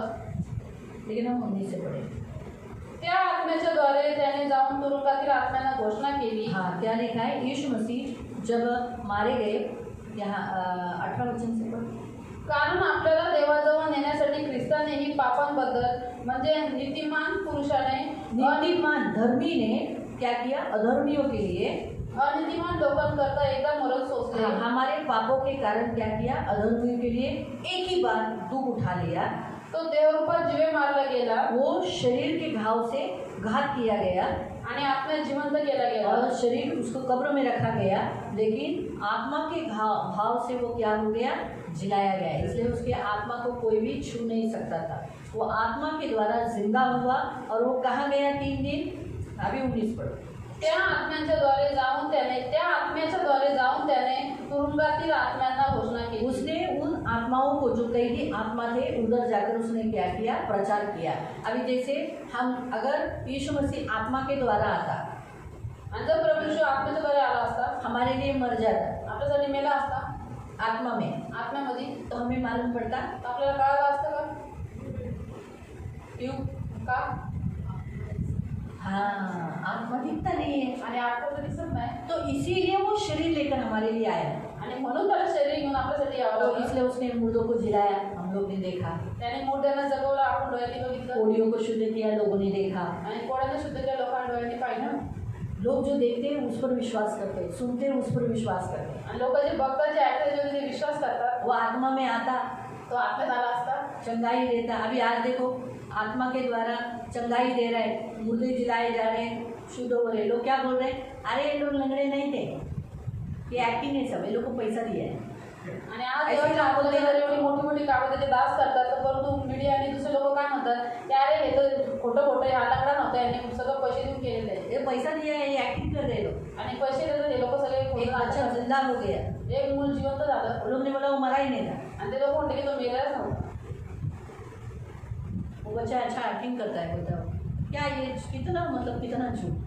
तो आप समझ सकते हैं, क्योंकि यीशु जो कर रहा है काम दिखता नहीं का? कारण की येशू आज आत्म्यामध्ये आहे, तो जे काही काम करतो ते दिसत नाही, है ना, तो इसलिए लोग विश्वास नहीं करते. म्हणून लोक त्याचा विश्वास नाही तो करत. इसलिए अगर यीशु आत्मा में आता ना, तो हम लोग कोई भी विश्वास नहीं करते. वो शरीर से आया, इसलिए क्योंकि हम शरीर है. हाय मेगा, चल अपन जाओ फिरायला. अगर आत्मा में, अगर आज इसको अगर वो आवाज आ रहा है,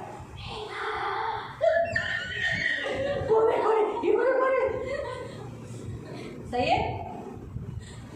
आप लोग समझा? मैं दिख रही हूँ, इसलिए वो मेरे से आएगी. आणि ती दिसतात मग मी त्याच्यासोबत जायला तयार झाले. और अगर कोई दिख नहीं रहा है उसको, और उधर मैं बोल रही हूँ मैं यहाँ हूँ, वो पहले भाग जाएगी. सही है? वो मेरे को भूत बुला रहा है मेरे को. आता कोणी दिसत नाही, आपल्याला आवाज येतो किंवा काय असं वस्तू वगैरे हातात आपण भूतभूत तो करून इसलिए आपण हमारे लिए शरीर के भाव से आया. आणि म्हणून तो आपल्यासाठी प्रभू येशू शरीर देहरूप धारण करून और आला. आज जो आत्माएं कैदी है, वो आत्माएं हैं, इसलिए वहाँ शरीर से नहीं जा सकता. आणि आता जे आपले बंदिवासात तुरुंगात आहेत ते आत्मे आहेत, म्हणून तिथे शरीर घेऊन नाही जाऊ शकत. इसलिए वो आत्मा के भाव से गया. आणि म्हणून तो आत्म्याच्या द्वारे आत्मा बनून गेला. वहाँ प्रचार किया, तिथे त्याने घोषणा केली, ये सुसमाचार दिया. त्यांना सुवार्ता अब सांगितली. ये आत्माएं कौन है? आता हे आत्मे कोण आहेत? 20 वचन में लिखा है, वो आत्माएं हैं जो नोहा के काल में मर गए थे. आणि 20 वचन दिलेलं आहे की ते आत्मे आहेत जे नोहाच्या दिवसात तारू तयार होत असता देव सहन करीत वाट पाहत होता, त्यावेळी त्यांनी आज्ञा मानली नाही, ते त्याच्यामध्ये गेलेले तो आहेत. इसलिए उन्हें गॉस्पेल दिया गया. मग त्यांना सुवार्ता सांगितली गेली. अभी लोग विश्वास करते हैं, आता लोक विश्वास करतात सुवार्तेवर, कुछ करते हैं, कुछ नहीं करते. काय करतात काय नाही करत. वहीं पर भी कुछ लोगों ने विश्वास किया और कुछ लोगों ने नहीं किया. आणि तिथं पण काही लोकांनी विश्वास केला असेल, काही नसेल केला. 21 वचन. त्याच्या लाक्षणिक अर्थाने आता बप्तिस्मा हाँ, तो उसी पानी का जो दृष्टांत है, अर्थात बपतिस्मा, ख्रिस्ताच्या पुनरुत्थानाच्या द्वारे हाँ, यीशु के जी उठने के द्वारा तुमचे तारण करे जो जाते. तुम्हें बचाता है, त्याचा अर्थ केवळ देहाचा मळ धूळ टाकणे नव्हे, हाँ, तो उसका अर्थ सिर्फ बपतिस्मा का मतलब ये नहीं कि आप सिर्फ पाप धो लिए, परंतु क्या है, तर शुद्ध भावाने आप सबका बपतिस्मा हुआ है, हम सबका हुआ है। तो प्रभु कहता है कि जिनका बपतिस्मा हुआ वो सब क्या हो जाना चाहिए, शुद्ध विवेक से, देवाचे ऐकणे असं आहे। शुद्ध विवेक से शुद्ध विवेकाने सुनना, देवाचं ऐकणं हाँ करने, आणि तसंच करण्यासाठी तयार होणं, क्योंकि शुद्ध विवेक करवाता है। कारण की शुद्ध विवेक कार्य करवतो। तो शुद्ध फिर से वश हो जाना, यानी सुनना पण उसके अंडर हो जाना। आणि वशमध्ये होणं म्हणजे देवाच्या अधीन होऊन जाणं। तो शुद्ध विवेक परमेश्वर के और मनुष्य के वश में करता है, अधीन करता है। मैं क्यों सुन इसका, मैं बड़ी हूँ, आणि शुद्ध विवेक देवाच्या पण आणि मनुष्याच्या अधीन आणतं, नम्र करतं। मैं तेरा नहीं सुनूंगी। आणि मी मोठी आहे, मी तुझं काय ऐकू? अब तू भी शुद्ध विवेक नहीं है, तू बोल। तो आप मेरा नहीं सुनते तो मैं आपका क्यों सुनूं? मेरे को क्या जरूरत पड़ी है? ऐसा कैसे, तू सुनना चाहिए मेरा। मैं नहीं सुनूंगी। हाँ, मैं तुझे मारूंगी। मैं भी। हाँ, ऐसे कैसे तू मुझे मार सकती है। आओ सब झगड़ा करने के लिए। हाँ, मैं झगड़ा करके नहीं, तेरे को अच्छा दिखाती हूँ। आ जाओ, मैं भी दिखाती हूँ। पुलिस स्टेशन में जाऊंगी। मैं कोर्ट में जाऊंगी। तो शुद्ध विवेक नहीं होने पे क्या हो जाते हैं, आणि ते विवेक शुद्ध असेल तर नेहमी भांडण होत राहतात। मालूम हुआ।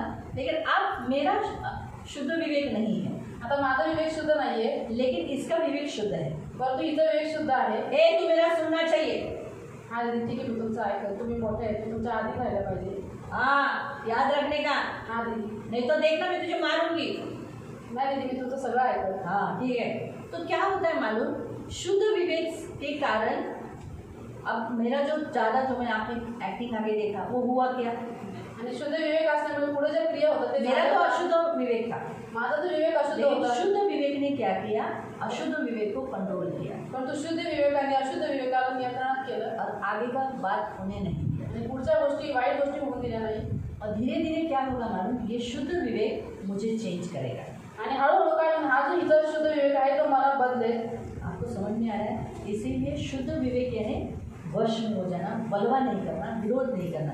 चर्च में जो लोग आते थे उनका शुद्ध विवेक है तो लोग वचन का अगेंस्ट नहीं बोलेंगे, मन में ऐसा नहीं बोलेंगे क्या वचन दिया है, अच्छा नहीं दिया, क्यों वचन दिया, ऐसा क्यों किया। आणि शुद्ध विवेक होणं म्हणजे देवाच्या अधीन होणं, त्याच्या दासाच्या अधीन होणं। आणि जर चर्चमध्ये मंडळीमध्ये येणाऱ्या लोकांचा विवेक जर शुद्ध असेल तर ते बंड करणार नाही, वचनाच्या विरोधमध्ये बोलणार नाही की असं का शिकवलं, असं का केलं। तो इसलिए प्रियो अपने विवेक को हमेशा शुद्ध रखो, आणि म्हणून प्रियनं आपला जो विवेक आहे त्याला नेहमी शुद्ध ठेवा। परमेश्वर के लिए और मनुष्य के लिए। आणि देवाच्या प्रतिमा आणि ये मनुष्याच्या आपको प्रतिमा आपके आत्मा के लिए, आपका जहाज डूबना नहीं, नाश होना नहीं, इसलिए आपको खुद करना पड़ेगा। आणि हे तुमच्या आत्म्याच्या वाढीसाठी, आत्मिक गोष्टीसाठी आहे। तुमचं जर विश्वासाचं जहाज फुटलं नाही पाहिजे किंवा तुम्ही नाश नाही झाले पाहिजे, म्हणून तुम्हाला स्वतःला हे करायचं। मेरे लिए मुझे करना पड़ेगा, आणि माझ्यासाठी मला करावं लागेल। मुझे मेरे लिए करना पड़ेगा। मेरे जीवन में कुछ भी होता है तो मुझे परमेश्वर को धन्यवाद ही देना है। कुछ काम नहीं भी हुआ तो भी ऐसा सोचना है, अच्छे के लिए है, ऐसा सोचना है। ऐसा नहीं बोला अरे मैं इतना लंबा यात्रा करके गई, मेरे परमेश्वर से मैंने इतना प्रार्थना की, सब प्रार्थना प्रभु सुना, कल का क्यों नहीं सुना, नहीं सुना, शायद प्रभु की इच्छा नहीं थी वो मुझे मिले, ठीक है धन्यवाद। उधर ही मैं तो उस आदमी के सामने धन्यवाद है, थैंक यू, आपको इतना तकलीफ में देना नहीं चाहती, जान दो जाता, आपको नहीं हो रहा है ना, आपको माणूस असाच बघत राहिला। आणि मी माझा विवेक मी स्वतः शुद्ध केला पाहिजे। माझ्या मनात जे विचार आहेत ते देवाच्या प्रती काही जरी झालं, अडचणी संकट जरी आले तरी ते शुद्ध असले पाहिजे, चांगले असले पाहिजे। देवांनी माझी एवढी प्रार्थना ऐकली पण तो एक प्रार्थना नाही ऐकली, काही गोष्ट नाही, म्हणून तो माणूस असंच बघत राहिला। है ना? तो परमेश्वर कभी कभी हमारे लिए कुछ करता है, अच्छा ही करेगा, बुरा नहीं करेगा। आणि देव आपल्यासाठी कधी कधी काही गोष्टी करतो तर तो चांगलाच करतो, वाईट करत नाही। और कभी कभी प्रभु हमें कुछ लंबा प्रवास, लंबा जगह से लेके जाता है कुछ सिखाने। आणि कधी कधी देव आपल्याला वळणाच्या रस्त्याने घेऊन जातो, लांबचा प्रवास करतो का, कारण की काही गोष्टी आज शिकवतो। हम शॉर्टकट पसंद करते हैं, आणि आपल्याला नेहमी शॉर्टकट आवडतो, जल्दी पहुँचते हैं, कारण की शॉर्टकट मी लवकर पोहोचतो। लेकिन प्रभु कभी कभी बहुत लंबे रास्ते से लेके जाता है, बहुत कुछ सिखाना चाहता है, अनुभव देना चाहता है। और इंसान कभी भी है ना अनुभव के बिना सीखता नहीं।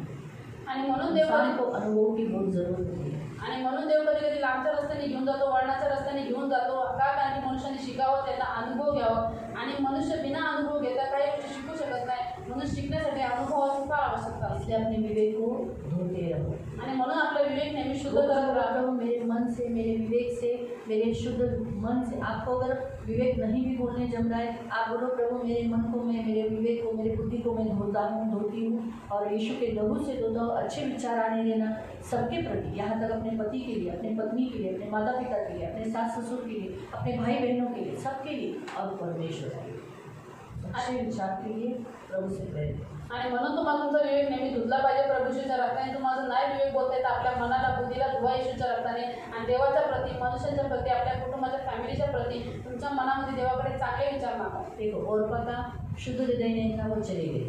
आणि बघा औरपाचं हृदय शुद्ध नव्हतं म्हणून ती एक ही सास थी, नॉमीला सोडून निघून गेली। एक ही सास थी, दोन्ही सुनाची एकच सासू होती दोनों के साथ अच्छा व्यवहार वो कर रही थी, आणि ती दोघीसोबत चांगला व्यवहार करायची, लेकिन एक चली गई पण तो एक निघून गेली और एक रही। आणि एक राहिली। जो औरपा चली गई उसके विवेक में क्या बोला, हाँ बाबा ये तो माता ले जा, क्योंकि उसने ऐसे ही बोला, वो ऐसे ही बोली ना, दोनों बहुओं को ऐसे ही बोली ना, मैं बूढ़ी हो गई हूँ, तुम जवान हो, मेरे से बच्चे नहीं होंगे और मेरे बच्चे बड़े होने तक तुम क्या रुकोगी, नहीं रुकोगे, तुम जाओ। तो उसके विवेक ने बोला हाँ सही बात है, कैसे हो सकता है, जाने दो।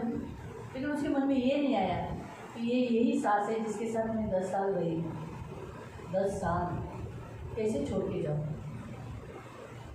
और 10 साल रहे उनके साथ, कैसे उनको छोड़ूँ, ऐसा नहीं बोली।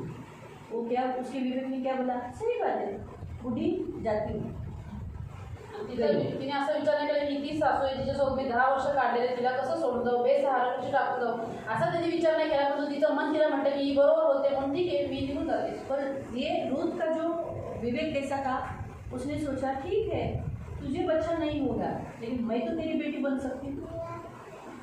रूथचा जो विवेक आहे तो शुद्ध होता म्हणून तिने असा विचार केला की ठीक आहे तुला तर मुलं होऊ शकत, पण मी तुझी मुलगी बनून राहू शकते। तू मेरी सास नहीं, माँ बनकर रहे, मैं तेरी बेटी बनकर रहती हूँ, लेकिन इस उम्र में मैं तुझे छोड़ नहीं सकती। उसका विवेक ने उसको क्या कर दिया, उसके साथ कराया और शून्य से जो इम्पॉसिबल था, जहाँ भी 2 औरतें कुछ भी नहीं कर सकती, लेकिन परमेश्वर ने वहाँ पर क्या कर दिया, एक कार्य करने के लिए मौका दिया। रूथ के कारण हुआ है। हमने ये रूथ का अध्याय सीखा मंडे को, इसलिए आज हम बता पा रहे हैं रूथ के विषय में। बहुत कुछ सीखा हमने रूथ का, थोड़े दिनों तक चला रूथ का अध्याय। तो हम ये बात खास देखते हैं कि रूथ के शुद्ध विवेक के कारण, शुद्ध विवेक ने उसका घर बनाया आणि रूथचं शुद्ध विवेक असल्यामुळे त्या शुद्ध विवेकाने तिचं घर पुन्हा बनवलं और परमेश्वर ने उसका घर बसाया। जहाँ इम्पॉसिबल था वहाँ पॉसिबल परमेश्वर ने करके दिखाया। आणि देवाने तिचं घर बसवलं, जिथं अशक्य होतं काही होऊ शकत नाही तिथं देवाने शक्य करून दाखवलं। तो शुद्ध विवेक सब कुछ कर सकता है, तर शुद्ध विवेक सर्व काही करू शकतो जहाँ इम्पॉसिबल है वहाँ सब कुछ कर सकता है। आणि जिथं अशक्य आहे तिथं सर्व काही शक्य करू शकतो। हालेलुया। तो अपने विवेक को शुद्ध रखो। तर आपला विवेक शुद्ध ठेवा। प्रार्थना करेंगे। आपण प्रार्थना करू। मैं जो बोलती हूँ वो मेरे पीछे बोलिएगा। खड़े हो जाएंगे और अपने सिर के ऊपर ऐसा हाथ रखेंगे आणि आपण सर्वजण उभे राहू आणि आपल्या डोक्यावर हात ठेवू। पवित्र पिता यीशु के नाम से मैं आपके सामने आता हूँ। पिता मैं माफ़ी मांगता हूँ तेरे प्रति, इंसानों के प्रति, मनुष्य के प्रति। मेरे विवेक से बहुत बार दुखाने वाले ऐसे सोच आए हैं और उसके अनुसार चले भी हैं। आज हम क्षमा मांगते हैं। मैं क्षमा मांगता हूँ प्रभु, मुझे माफ़ कर दे। प्रभु यीशु का लहू मेरे विवेक को धोता है। तो इब्रानियों की पुस्तक अध्याय 9 उसके 14वें वचन के अनुसार यीशु के लहू से मेरे विवेक को धो देता हूँ, शुद्ध करता हूँ। इतने दिनों से, महीनों से, साल से अशुद्ध विवेक रहा। उन सारे नेगेटिव बातों को, अशुद्धता को यीशु के लहू से नष्ट करता हूँ और मेरे विवेक को पवित्र, शुद्ध, अच्छा, सक्रिय करता हूँ और पहले से भी ज़्यादा संवेदनशील करता हूँ। आज से मेरे अंदर आंतरिक भावना, मन और इच्छा शुद्ध रहेगी, पवित्र रहेगी, क्योंकि मेरा अच्छा विवेक है। आज से मैं शुद्ध विवेक के द्वारा परमेश्वर के साथ शांति से रहूं और मनुष्य के साथ भी शांति से रहूं। मैं डिक्लेयर करता हूँ मेरा विवेक शुद्ध है, यीशु के नाम से आमीन। प्रार्थना। पवित्र पवित्र करुणा में प्रेमी पिता प्रभु यीशु के नाम से प्रभु मैं आपके सामने आती हूँ। प्रभु हम सबका विवेक प्रभु रोज की ज़िंदगी के कारण कभी कभी अशुद्ध हो जाता है और हमें महसूस भी नहीं होता, मालूम भी नहीं पड़ता कब हमारा विवेक अशुद्ध हो गया। और हम विवेक अशुद्ध होने के कारण हमारा प्राण भी अशुद्ध हो जाता है, शरीर तो हो ही गया। प्रभु उसके लिए माफ़ी मांगते, दया रखना मेरे मन पवित्र पिता। ये मेरी विनती, मेरी प्रार्थना है, अनुग्रह करना। और आज जैसे हमने यीशु के लहू से प्रभु पवित्र पिता, यीशु का लहू हर एक के विवेक को धो दे, यीशु के लहू से हर एक का विवेक धो डाले। और आज से प्रभु हर एक के अंदर अच्छे विचार तेरे लिए और लोगों के लिए, कलीसिया के लोगों के लिए रहेगा। धन्यवाद देते पिता, यीशु के लहू से इन सबको कवर करो। धन्यवाद देते पिता, और मैं विश्वास रखती हूँ कि प्रभु तूने हमारा विवेक शुद्ध दिया है, यीशु के नाम से आमीन। सगळ्यांना प्रेज।